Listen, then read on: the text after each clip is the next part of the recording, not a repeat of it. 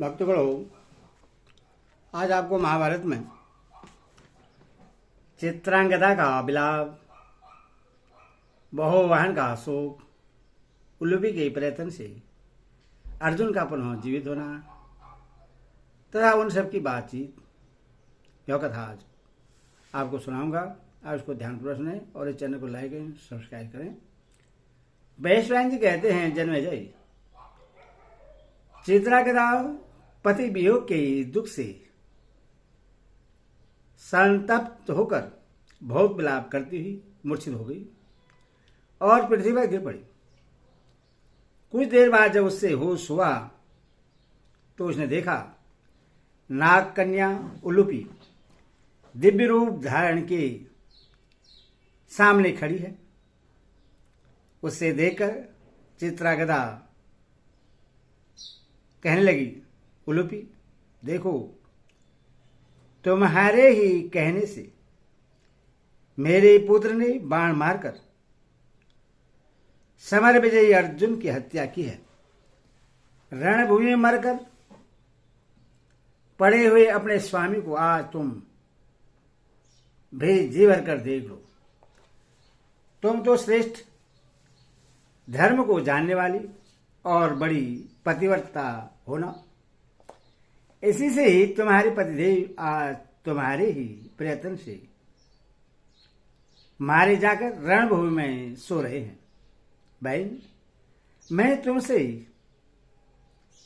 अर्जुन की प्राणों की भीख मांगती हूं, तुम इन्हें जीवित कर दो।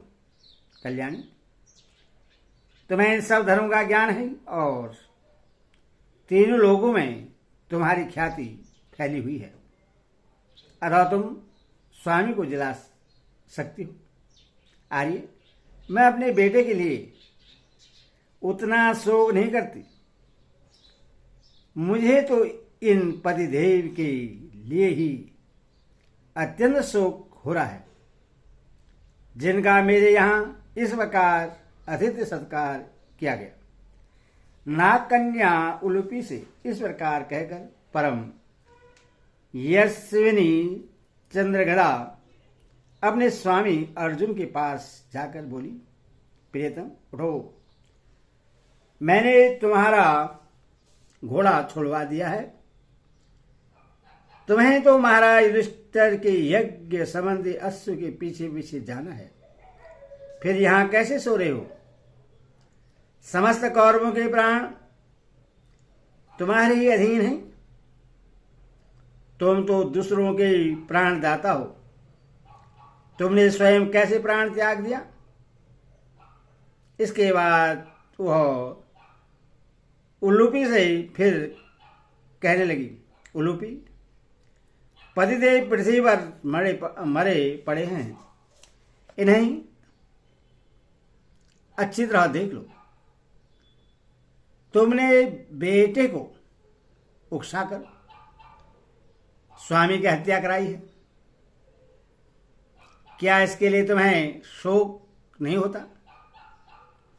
मृत्यु के वश में पड़ा हुआ मेरा बालक चाहे सदा के लिए भूमि पर सोता रह जाए, किंतु निद्रा पर विजय पाने वाले अर्जुन के ही जीवन की रक्षा हो जानी चाहिए। विधाता ने पति और पत्नी की मित्रता सदा रहने वाली एवं अटूट बतलाई है। तुम्हारा भी इनके साथ वही संबंध है। इस असंख्य भाव के महत्व को समझो और ऐसा उपाय करो जिससे तुम्हारी इनके साथ की हुई मैत्री सत्य एवं सार्थक हो। तुम्ही ने बेटे को लड़ाकर मेरे पति की जान ली है। यदि आज पुनः इन्हें जीवित करके नहीं दिखा दोगे तो मैं भी प्राण त्याग दूंगी। मेरे पति और पुत्र दोनों नष्ट हो गए, उनके बिना मैं अगाध शोक में डूब रही हूं और तुम्हारे सामने यहाँ ही प्रवेशन आमरण उपवास के लिए बैठती हूँ। उल्लूपी से ऐसा कहकर चित्रागदा अनशन व्रत धारण करके चुपचाप बैठ गई। तदनंतर राजा बहुवाहन को होश हुआ। वह अपनी माता को रणभूमि में बैठी देख दुखी होकर कहने लगा, हाय, जो अब तक सुखों में पली थी वही मेरी माता चित्रागदा आज मृत्यु के अधीन होकर पृथ्वी पर पड़े हुए अपने वीर पति के साथ मरने का निश्चय करके बैठी हुई है। इससे बढ़कर दुख की बात और क्या हो सकती है। संग्राम में जिनका वध करना दूसरे के लिए नितांत कठिन है, उन्हीं मेरे पिता अर्जुन को आज यह मेरे ही हाथों मौत के दुख में पड़े देख रही है। जान पड़ता है अंतकाल आए बिना किसी भी जीव का मरना बड़ा कठिन है। तभी तो इस संकट के समय भी मेरे और मेरे माता के प्राण नहीं निकलते। हाय, मुझे धिक्कार है ब्राह्मणों, मैं पिता की हत्या करने वाला कुकर्मी एवं महापापी हूं। बताइए मेरे लिए अब कौन सा प्रायश्चित है। नागराज की पुत्री उल्लूपी, देखो आज युद्ध में मैंने तुम्हारे स्वामी का वध किया है। शायद इससे तुम्हारा प्रिय हुआ होगा, किंतु मां, मैं तो सत्य की सौगंध खाकर कहता हूं, अब इस शरीर को नहीं धारण करूंगा। जहां मेरे पिता गए हैं वहीं मैं भी जाऊंगा। ऐसा कहकर राजा बहुवाहन ने दुख शोक से पीड़ित हो आचमन किया और बड़े खेत के साथ इस प्रकार कहा, संसार के चराचर प्राणियों और माता उल्लूपी, आप सब लोग सुने, मैं सच्ची बात बता रहा हूं।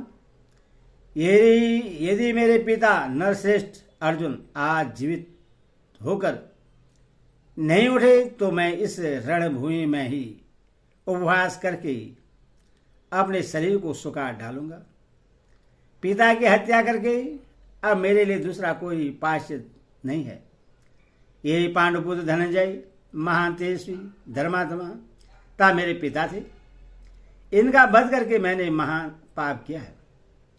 अब मेरा उद्धार कैसे हो सकता है। यो कहकर अर्जुन कुमार बहुवाहन ने पुनः आचमन किया और आमरण उपवास का व्रत लेकर चुपचाप बैठ गया। तब उल्लूपी ने सजीवनी मणि का स्मरण किया। नागों के जीवन की आधारभूत वह मणि उसके स्मरण करते ही वहां आ गई। उसे हाथ में लेकर नागराज कुमारी ने बहुवाहन से कहा, बेटा उठो, शोक न करो, अर्जुन तुम्हारे द्वारा परास्त नहीं हुए। ये मनुष्य मात्र के लिए अजय हैं। इंद्र आदि देवता भी इन्हें नहीं जीत सकते। यह तो मैंने तुम्हारे यशस्वी पिता का प्रिय करने के लिए मोहनी माया दिखलाई है। तुम अपने द्वारा कोई पाप होने की रत्ती भर भी शंका न करो। ये महात्मा नर पुरातन ऋषि सनातन एवं अविनाशी है। युद्ध में इंद्र भी इनको नहीं हरा सकते। लो, मैं यह दिव्य मणि ले आया हूं। यह अपने ईश्वर से सदा मरे हुए सर्पों को जीवित किया करती है। इससे अपने पिता की छाती पर रख दो। इसका स्पर्श होते ही ये तुम्हें जीवित दिखाई देंगे। उल्लूपी के ऐसा कहने पर अमित तेजस्वी बहुवाहन ने बड़े प्रेम के साथ पिता की छाती पर वह मणि रख दी। उसके रखते ही वीरवर अर्जुन देर तक सोने के बाद जगे हुए मनुष्य की भांति जीवित हो उठे। अपने मनुष्य पिता को सचेत और स्वस्थ देकर बहुबहा ने उनके चरणों में प्रणाम किया। उस समय इंद्र ने अर्जुन के ऊपर दिव्य फूलों की वर्षा की। देवताओं की दुंदुभियां बिना बजाई में गर्जना के समान गंभीर स्वर में बज उठी। आकाश में साधुवाद की ध्वनि गूंजने लगी। महाभाव अर्जुन भली भांति स्वस्थ होकर उठे और बहुवाहन को छाती से लगाकर उसका मस्तक सूंघने लगे। इतने में उल्लूपी के साथ कुछ दूर पर खड़ी हुई बहुवाहन की माता पर उनकी दृष्टि पड़ी, जो शोक से दुर्बल हो रही थी। उसे देखकर अर्जुन ने उल्लूपी से पूछा, कल्याणी, इस रणभूमि में तुम्हारी और बहुवाहन की माता के आने का क्या कारण है? मुझसे या बहुवाहन से अनजान में तुम्हारा कोई अनिष्ट तो नहीं हो गया? अथवा राजकुमारी चंद्रगदा ने तो तुम्हारा कुछ अपराध नहीं किया? यह प्रश्न सुनकर उल्लूपी हंस पड़ी और बोली, प्राणनाथ, आपने या बहुवाहन ने मेरा कोई अपराध नहीं किया है, तथा बहुवाहन की माता ने भी मेरा कुछ नहीं बिगाड़ा है। यह तो सदा दासी की भांति मेरी आज्ञा के अधीन रहती है। यहाँ आकर मैंने जिस प्रकार जो जो काम किया है वह सब बतलाती हूँ, सुनिए। पहले आपके चरणों पर मस्त झुकाकर मैं प्रार्थना करती हूँ कि मेरे द्वारा जो कुछ अपराध हुआ है वह सब आपकी भलाई के उद्देश्य से हुआ है, इसीलिए आप मुझ पर क्रोध न कीजिएगा। महाभारत के युद्ध में शिखंडी की आड़ लेकर जो आपने भीष्म जी का वध किया था, उस पाप की शांति के लिए वसुक ने एक उपाय बतलाया। पहले की बात है, मैं गंगा जी के तट पर गई थी। वहां भीष्म जी की मृत्यु के बाद देवता और वसु एकत्रित होकर स्नान करने आए। उन सब ने गंगा जी से मिलकर यह भयंकर बात कही, देवी, शांतनुनंदन भीष्म दूसरे के साथ युद्ध कर रहे थे तो भी सव्यसाची अर्जुन ने उनका वध किया है। इस अपराध के कारण हम उन्हें सांप देना चाहते हैं। इसके लिए आप आज्ञा दीजिए। यह सुनकर गंगा जी ने कहा, हाँ, ऐसा ही होना चाहिए। उनकी बात सुनकर मुझे बड़ा दुख हुआ और पाताल में प्रवेश करके मैंने अपने पिता से यह सारा समाचार कह सुनाया। यह सुनकर पिताजी को भी बड़ा खेद हुआ और वे वसु के पास जाकर आपके लिए क्षमा याचना करने लगे। उनके बारंबार प्रार्थना करने पर वसु ने प्रश्न होकर कहा, महाभारत, मणिपुर का तरुण राजा बहुवाहन अर्जुन का पुत्र है। वह संग्राम में खड़ा होकर जब अपने बाणों से उन्हें मार गिराएगा, उस समय उनको इस पाप से छुटकारा मिल जाएगा। अब तुम अपने स्थान को जाओ। वसु के ऐसा कहने पर मेरे पिता ने घर आकर मुझसे यह बात बताई। इसे सुनकर मैंने इसी के अनुसार चेष्टा की है और आपको उस पाप से छुटकारा दिला है। युद्ध में तो देवराज इंद्र भी आपको नहीं जीत सकते। पुत्र तो अपना आत्मा ही है, इसीलिए इसके हाथ से यहाँ आपकी पराजय हुई है। उल्लू की बात सुनकर अर्जुन का चित्त प्रश्न हो गया। वे कहने लगे, देवी, तुमने जो कुछ किया है उसका मेरा अत्यंत प्रिय कार्य हुआ है। उल्लूपी से ऐसा कहकर चित्रागदा ने को सुनाते हुए वे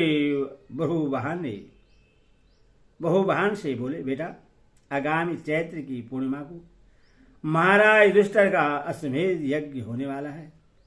तुम अपनी दोनों माताओं को साथ लेकर मंत्रियों से उस यज्ञ में आना। पिता के स्नेहपूर्ण वचन सुनकर बहुबहन की आंखों में प्रेम के आंसू छलक आए।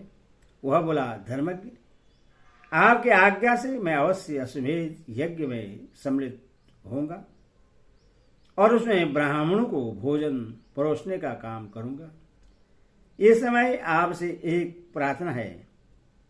आज मुझ पर कृपा करने के लिए अपनी दोनों धर्मपत्नियों के साथ इस नगर में प्रवेश कीजिए।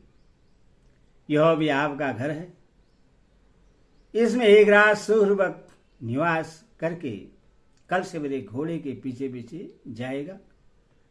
यह सुनकर अर्जुन ने चित्रागदा कुमार से कहा, महाबाहो, यह तो तुम जानते ही हो कि मैं दीक्षा ग्रहण करके विशेष नियमों के पालन पूर्वक विचर रहा हूं।